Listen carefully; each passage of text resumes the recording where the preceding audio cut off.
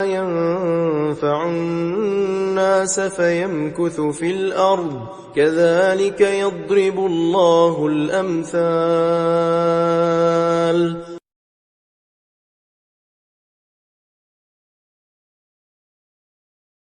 أعوذ بالله من الشيطان الرجيم.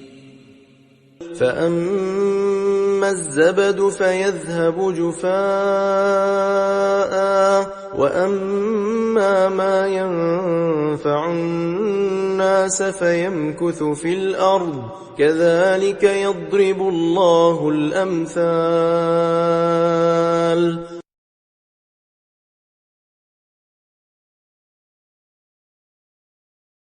أعوذ بالله من الشيطان الرجيم.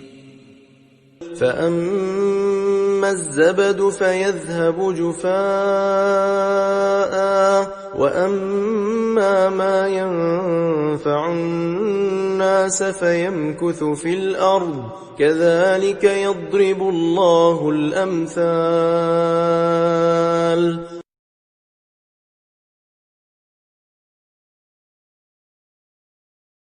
أعوذ بالله من الشيطان الرجيم. فأما الزبد فيذهب جفاء وأما ما ينفع الناس فيمكث في الأرض كذلك يضرب الله الأمثال.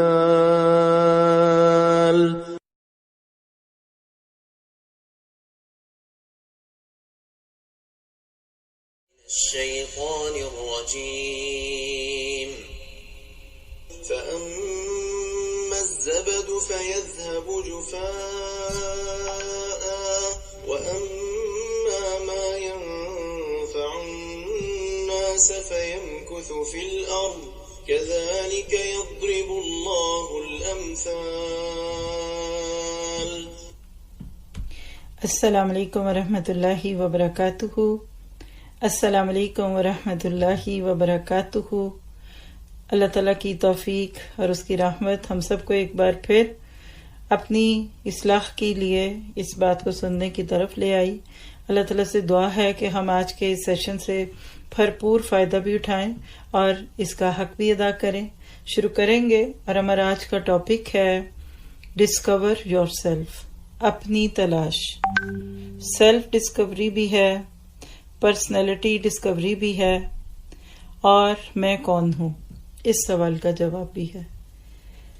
اللہ تعالیٰ کا لاکھ لاکھ شکر ہے کہ اس نے ہمیں اپنی بھی پہچان دی اور اس دنیا میں آنے کے مقصد سے بھی آگاہ کیا.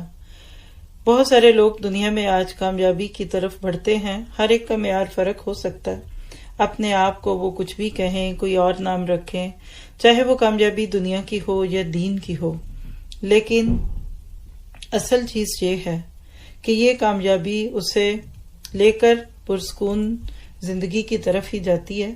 تو آئیے دیکھتے ہیں کہ آج ہمارے نصیب میں اس ٹاپک میں سے کیا ہے. نحمدہ ونصلی علی رسولہ الکریم، اما بعد فاعوذ باللہ من الشیطان الرجیم. رب اشرح لی صدری ویسر لی امری واحلل عقدۃ من لسانی یفقہوا قولی. قال اللہ تبارک تعالی فی القرآن المجید بعد اعوذ باللہ من الشیطان الرجیم. وانزل من السماء ماء، اور اس نے نازل کیا آسمان سے پانی. ذرا سا اپنے ذہن کو بارش کی طرف لائیے اور اس انالوجی کو دیکھیے گا جس میں سے آج ہم اپنے اس ٹریننگ سیشن کا topic discover yourself and be beneficial اس کو دیکھیں گے. اللہ تعالیٰ فرماتے ہیں کہ اس نے آسمان سے پانی اتارا. فصالت اودیتن، پھر اس سے ندی نالے بہ نکلے. بقدریہا، اپنے ظرف کے مطابق. فاحتمل الصید زبد الرابیہ، اللہ نے آسمان سے پانی برسایا اور ہر ندی نالا اپنے ظرف کے مطابق اسے لے کر چل نکلا. پھر جب سیلاب اٹھا تو سطح پر جھاگ بھی آ گئے، اور ایسے ہی جھاگ کہیں اور بھی ہیں. وہ کیا؟ وَمِمَّا يُوقِدُونَ عَلَيْهِ فِي النَّارِ، فی النار ابتغاء حلیۃ او متاع زبد مثلہ۔ اسی طرح کی جھاگ اس وقت بھی اٹھتی ہے جب دھاتوں کو پگھلایا جاتا ہے زیور اور برتن بنانے کے لیے، اور اسی مثال سے اللہ تعالیٰ حق اور باطل کے معاملے کو واضح کرتا ہے۔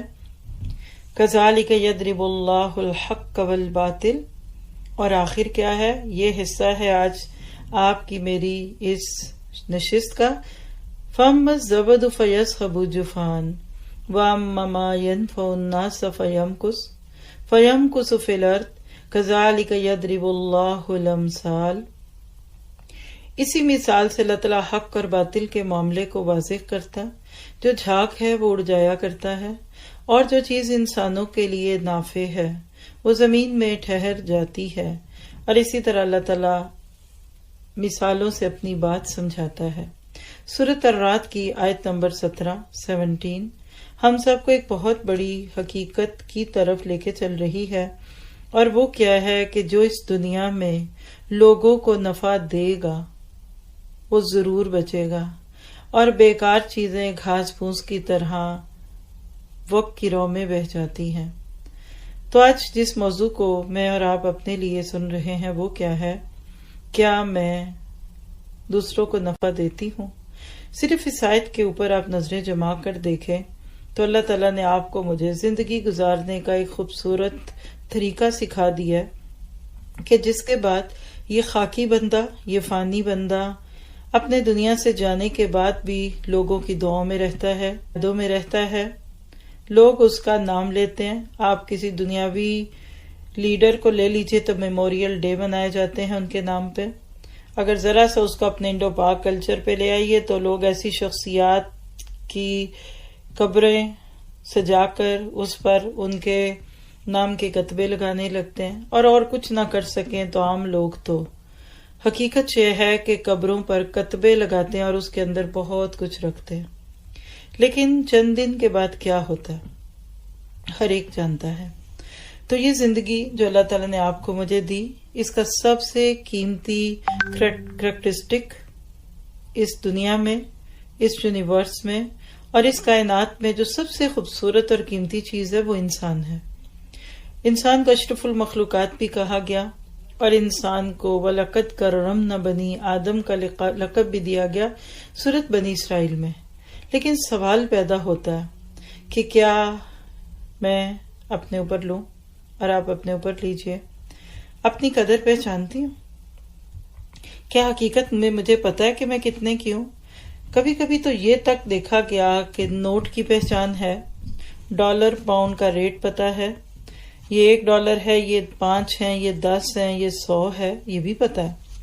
سونے کی قیمت بھی پتا ہے، اس کی نقلی کا فرق بھی پتا ہے، اور اسی طرح جاپانی اور کاپیڈ کپڑے کا فرق بھی پتا ہے۔ لیکن جو نہیں پتا ہوتا عموماً انسانوں کو، وہ یہ نہیں پتا ہوتا کہ ہم کیا ہیں۔ آج دنیا میں سوشل میڈیا نے فاصلے ختم کر دیے، دور کی خبریں موجود ہیں، ویدر چینل سے جا کر پوری دنیا کا ویدر چیک کر لیجئے، پریڈکشن میں جا کر دیکھ لیجئے کہ بارش کب ہوگی، چاند تک 1 ماہ پہلے سے ہی دیکھ لیتے ہیں کہ یہ اب اس وقت ہے، اب ادھر ہے، اب ہماری آنکھوں کی رینج میں آنے والا ہے۔ وہ کہتے ہیں نا کہ ستاروں پہ کمندیں تو ڈال دی آج کے انسان نے، لیکن انسان اپنی ہستی کو کم ہی پہچانتا ہے۔ یہ ہے وہ نقطہ جس پہ آج کے دور میں بہت کم لوگ بات کرتے ہیں۔ ہم اپنی صلاحیتیں بڑھاتے رہتے ہیں، لیکن ہمیں خود بھی نہیں پتا کہ ہم کیا ہیں۔ خیر دینے کا جذبہ اللہ تعالیٰ نے انسان کے رگ و ریشے میں ڈالا ہوا ہے۔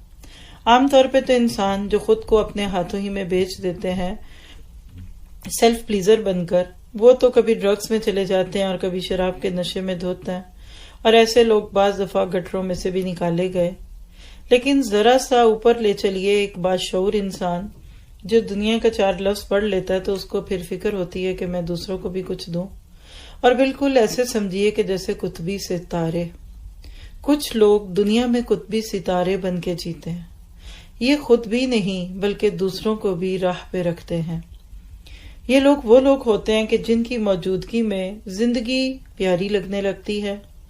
یہ وہ لوگ ہیں کہ جو محبت کے امین ہوتے ہیں، پیار برساتے ہیں، اور کہہ لیجئے کہ دولت درد بانٹتے رہتے ہیں۔ یہ وہ لوگ ہیں جو خلوص نچھاور کرتے ہیں، کبھی اخلاص کی باتیں سکھاتے ہیں، کبھی اس کے عملی نمونے بن کر دکھاتے ہیں۔ یہی وہ لوگ ہیں جن کے لیے آپ کہہ سکتے ہیں کہ یہ خود ساز سے زیادہ تاریخ ساز ہوتے ہیں۔ اللہ کے بھیجے ہوئے تمام انبیاء کرام اور رسول اسی کیٹیگری میں آتے ہیں، جن کو آپ انسانیت کی تعریف میں سب سے اوپر کے انسان کہہ سکتے ہیں۔ صراط الذین انعمت علیہم کی جو دعا مانگی جاتی ہے تو انعام یافتہ لوگوں میں سب سے اوپر انہی کا نام ہے۔ سورۃ نساء میں اللہ تعالیٰ خود ہی کہہ دیتے ہیں وَمَن یُطِعِ اللَّهَ وَالرَّسُولَ فَأُولَٰئِکَ مَعَ الَّذِینَ أَنْعَمَ اللَّهُ عَلَیہم۔ سب سے اوپر نام من النبیین ہی آتا ہے۔ میں اور آپ اس درجے تک تو نہیں پہنچ سکتے، لیکن جو میرے آپ کے لیے مقام ہے وہ مقام صدیقیت ہے، اور صدیقیت سے ہوتے ہوتے صالحیت کے درجوں تک آتے آتے یہ بات سمجھ میں آ جاتی ہے کہ خود جینا تو کیا جینا ہے، دوسروں کے لیے جینا، ان کی زندگی میں خوشیاں دینا، یہ عظیمت کے درجے کا جینا ہے۔ ہماری گفتگو چونکہ عام خواتین کے لیے ہوتی ہے، ہم سبھی عام خواتین ہیں، تو آپ دیکھیے کہ ایک عورت ہی کو سامنے لیجئے کہ اس کا جینا مرنا، 4 بچے، شوہر اور گھر کے چند بزرگ ہیں، انہی کے لیے جیتی ہے اور انہی کے لیے مرتی ہے، اور انہی چیزوں کو سامنے رکھ کر سارا دن کام کرتی ہے۔ اور یہ بھی بہت خوبصورت جینا ہے، فرائض کی سطح پہ ہے۔ ایسی ہی خواتین کو خوشخبریاں بھی مل جاتی ہیں اللہ کے نبی کی زبان مبارک سے کہ جو نماز، روزہ اور بنیادی فرائض کو پورا کرنے کے ساتھ ساتھ اپنے شوہر کی اطاعت کر لے گی تو جنت کے جس دروازے میں سے جائے گی جا سکتی ہے۔ لیکن کچھ خواتین اور آف کورس مرد تو اس سے بھی اوپر ہیں، وہ یہ سوچتے ہیں کہ ہم اپنے ہی بچوں کے لیے کیوں جئیں، ہم دوسروں کے بچوں کے لیے کیوں نہ جئیں، ہم دنیا سے جائیں تو صرف 4 بچوں ہی کے لیے ورثہ کیوں چھوڑ کر جائیں، ہم پوری انسانیت کے لیے ورثہ کیوں نہ بنے۔ حضرت ابراہیم علیہ السلام کی دعائیں یاد کر لیجئے جو انہوں نے اپنی زندگی میں مانگی تھیں، اور اس کے بعد پھر اللہ تعالیٰ نے ان کی مانگی ہوئی دعائیں کیسے لگائیں کہ آج تک کما صلیت علی ابراہیم اور کما بارکت علی ابراہیم کے لفظ بولتا ہے ہر مسلمان جب بھی نماز میں وہ درود شریف پڑھتا ہے۔ تو کیا پتہ چلا کہ ابراہیم علیہ السلام کی زندگی اگر ان کے بالکل قریب کے دور میں اور ان کی موجودگی میں جا کر دیکھی جائے تو کوئی بہت بڑی کامیاب زندگی نہیں دکھتی۔ انسان کی نگاہ سے دیکھا جائے جو ایک سطحیت پہ جینا ہے تو ابراہیم علیہ السلام تو اس پہ پورے ہی نہیں اترتے، لیکن اس کے برعکس آپ دیکھیے کہ آج ان کے جانے کے بعد بھی ان کے نام پر اتنا کچھ کیوں ہے۔ اس لیے کہ اللہ کی یہ بات سچی ہے، وَمَّا يَنْفَعُ النَّاسَ فَيَمْكُثُ فِي الْأَرْضِ، جو لوگوں کو نفع دے گا وہ بچے گا۔ اب ہوتا کیا ہے کہ جب ہم دین سیکھ لیتے ہیں، اور میرا اس وقت سارا کا سارا فوکس اپنے سمیت ان تمام ساتھیوں پہ ہے جو دین کو سیکھنے کے بعد سکھانے کی خواہش رکھتے ہیں، کچھ کر کے جانے کی تمنا ہوتی ہے، کیونکہ قرآن پاک انسان کے اندر ایک ایسی انرجی بھر دیتا ہے کہ اس کے بعد پھر انسان فارغ نہیں رہ سکتا۔ وہ یہ نہیں کہتا کہ میرے گھر کے کام ہو گیا، آپ کہتے نہیں میری گلی کے، پھر میرے شہر والوں کے، پھر میرے ملک کے، اور پھر اس دنیا کے، یعنی وہ اپنے کاموں کے ساتھ ساتھ دوسروں کے کام بھی کرتا ہے۔ اور اس کے بعد پھر جب دین سے تعلق آتا ہے تو قرآن اور سنت اور کتابیں یہ تو لازمہ ہے ان چیزوں کا۔ لیکن ایک بہت بڑی غلط فہمی اور ایک بہت بڑی غلطی جو ہوتی ہے اس کے بعد، جس پہ میں نے سینکڑوں لوگ کہہ سکتی ہوں، مبالغہ نہ بھی کروں ہزاروں، تو سینکڑوں لوگوں سے ملنے کے بعد میں نے جو چیز محسوس کی ہے کہ قرآن ہمارے اندر کی خیر کو باہر لے آتا ہے، ہمارے اندر کے چھپے ہوئے پوٹینشیل کو باہر لے آتا ہے۔ ہم کچھ کرنا چاہتے ہیں لیکن بہت کم لوگوں کو یہ پتا ہوتا ہے کہ کیا کروں، اور پھر اس سے بھی کم کو پتا ہوتا ہے کیسے کروں، اور اس سے بھی کم کو پتا ہوتا ہے کدھر جانا ہے، کر کے کرنا کیا ہے۔ تو دنیا میں کچھ سوالات بہت ہی کثرت سے سوچے اور پوچھے جاتے ہیں۔ چھوٹا بچہ بھی پوچھتا ہے ماما ہم کون ہیں، ماما ہم کہاں سے آئے، ماما میری زندگی کیوں ہے، ماما آپ کہاں سے آئیں، بابا کہاں سے آئے، پھر ہم سب مل کیسے گئے۔ یعنی جس کو آج بھی کہہ دیجئے کہ پڑھی لکھی دنیا میں جس کو وہ بہت ہی بڑا سٹیپ کہہ سکتے ہیں وہ اپنے بارے میں. تو آج کی اس نشست میں ہم انشاءاللہ سٹیپس دیکھیں گے. How can we discover ourselves. کیونکہ ہم بعض دفعہ نیکی کے جذبوں میں چور ہونے کے بعد کچھ ایسے کام کرنے لگ جاتے ہیں جو ہمیں نہیں کرنے آتے. ہم ساری زندگی بھی کوشش کرتے رہے تو ہم وہ کام کر نہیں سکتے. اللہ تعالیٰ نے ہر انسان کا ایک شاکلہ بنایا ہے. سورۃ بنی اسرائیل میں اللہ تعالیٰ کہتے ہیں وَكُلٌّ يَعْمَلُ عَلَىٰ شَاكِلَتِهِ. شاکلہ فرق ہے. ابو بکر تھے، عمر تھے. ابو بکر پوری کوشش بھی کرتے تو عمر نہیں بن سکتے تھے، اور عمر فاروق کو ساری زندگی بٹھا کر درس سنائے جائیں کہ آپ ابو بکر جیسے بن جائیں، شخصیت ایسی ہو جائے، آپ کی سوچ ایسی ہو جائے، وہ نہیں ہو سکتے تھے. عثمان تھے، علی تھے، اور علی ابو بکر نہیں بن سکتے اور ابو بکر علی نہیں بن سکتے تھے. ہر ایک کو اللہ تعالیٰ نے ایک ڈفرینٹ مائنڈ سیٹ دیا ہوتا ہے. ہوتا کیا ہے کہ جب ہم یہ سوچتے ہیں یا ہمارے دل میں یہ بات ڈل جاتی ہے کہ مجھے لوگوں کو نفع دینا ہے کیونکہ میں ہی بچوں گی، اور ہر ایک بچنا چاہتا ہے. یاد رکھیے اپنی طبیعت کے اعتبار سے انسان دنیا سے فنا نہیں ہونا چاہتا. ہمارے کلچر میں عموماً بچے کی دعا کیوں کی جاتی ہے؟ اس کے بعد اس کا کوئی نام لے لے. اور کیوں مانگتے ہیں اولاد؟ ہماری جائیدادیں ان کے نام لگ جائیں. اور کیوں مانگتے ہیں؟ کہتے ہیں کوئی تو اس کی نسل چلے نا. یہ جو اللہ کے نبی صلی اللہ علیہ وسلم کو تانے دیے جاتے تھے نا سمجھ لوگوں کی طرف سے کہ آپ کی اولاد نہیں ہے تو آپ کا تو نام ہی نہیں بچنا. اللہ تعالیٰ کہتے ہیں والعصر کے بعد انا اعطیناک الکوثر فصلی لربک وانحر ان شانئک ھو الابتر. آپ کیوں غم کرتے ہیں؟ لوگ تو اپنی اولادوں کے زوم میں مبتلا ہیں. ولید بن مغیرہ کو دیکھ لیجئے، اور ابو لہب کو دیکھ لیجئے، ابو جہل کو دیکھیے، اور یہ عبداللہ بن ابی جیسے لوگ، یہ تو اپنی کامیابی، اپنی دولت اور اپنی اولاد کو سمجھتے ہیں. لیکن آپ کو تو ہم نے کوثر دے دی، اور کوثر کیا ہے؟ خیر کثیر ہے. ہم نے آپ کو وہ چیز دے دی ہے کہ جس کو پانے کے بعد آپ کو کسی کی طرف دیکھنے کی ضرورت نہیں رہتی. تو جب آپ اپنی زندگی کے لیے ایسی چیزیں سوچتے ہیں کہ میرا نام کیسے باقی رہے گا، میرا معاملہ کیسے ہوگا، تو پھر فکر لگ جاتی ہے کہ میں کچھ کروں اور وہ قبول نہ ہو، ضائع ہو جائے، ریجیکٹڈ ہو، ردی کی ٹوکری میں ڈال دی جائے آپ کی پوری بنی ہوئی ورک شیٹ اور آپ کی رپورٹ، تو کیا کام آئے گا؟ تو بالکل اسی طرح سے یاد رکھیے گا کہ جب ہم دنیا میں کچھ کرنے کی خواہش رکھتے ہیں تو بعض دفعہ ہمیں پتہ نہیں ہوتا ہم کیا کریں، اور بعض لوگ بہت ساری خواہشات رکھنے کے بعد بھی کچھ زیادہ نہیں کر پاتے، اور اسی طرح آنے والے وقت میں ان کی کوششیں ضائع ہو جاتی ہیں. جیسے ریت پہ اپنے ہی قدموں کے نشان جب آپ اس پہ واپس پلٹیں تو وہ مٹنے لگتے ہیں.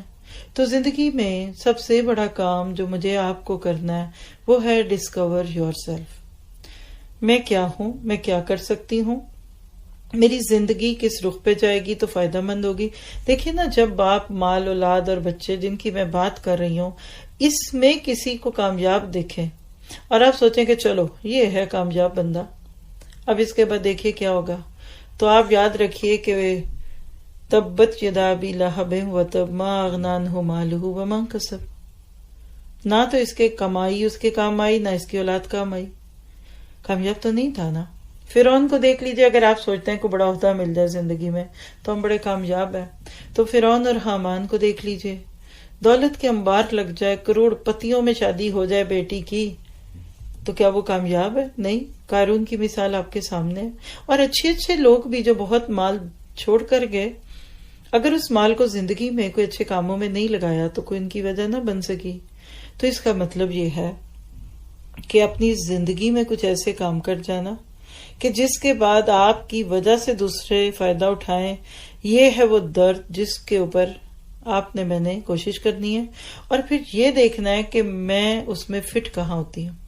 یہ جو آیت آپ کے سامنے ہے، اگر آپ اس کو سبیل الجنہ یا روح القرآن یا نور القرآن 13 تفسیر، یہ 3 ہی بول دیتی ہوں، آپ ان میں سے کسی میں جا کر سورت رات کی یہ آیت پڑھنی شروع کریں اور سیکھنی اور سن لیجئے. چلیے تو آپ کو مثال سمجھ آ جائے گی. میں اس مثال پہ آپ کا دماغ لا کر آگے انشاءاللہ کچھ سٹیپس دوں گی کہ ہم خود کو کیسے سمجھیں. سٹیپس ہیں لیکن کچھ چیزوں کی ضرورت ہے ہمیں آگے جانے سے پہلے. آپ دیکھیے کہ ایک مثال لیجئے کہ آپ کہتے ہیں کہ میں کچھ کرنا چاہتی ہوں، میں کیا کروں؟ آپ کا دل کرتا ہے کہ میں وہ کروں جو میرے استاد کرتے ہیں. مثلا دیکھیں نا، میں نے کسی سے پڑھا تو میری نظر میں کامیاب کون ہے کہ استاد. اب میں کہتی ہوں کہ میرے لیے کامیاب ہونے کا ایک ہی طریقہ ہے کہ میں استاد بن جاؤں. لکھ لیجئے، کوئی بری بات نہیں، ہر چیز لکھیں، میں آپ کو ڈیفرنٹ سٹیپس میں دوں گی بات. چلیے آپ استاد بن گئی. اب آپ امیجینیشن میں لائیے گاڑی کن کن چیزوں سے مل کے بنتی ہے. مثلا آپ دیکھیے کہ چابی، پھر ایک پوری فزیکل گاڑی، پھر اس کے اندر کلچ ہے، بریک ہے، ہینڈ گیئر ہے، اور بھی چیزیں آپ جانتے ہیں، ونڈ سکرین ہے، بیک مرر ہے، ریئر سیٹ، اسی طرح سیٹس بھی ہوتی ہیں، کوئی 5 سیٹر ہیں تو کوئی 7 سیٹرز ہیں.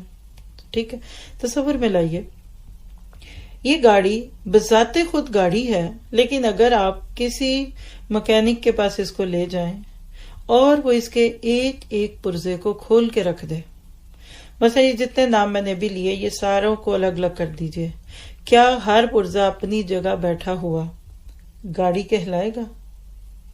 نہیں ہوگا نا.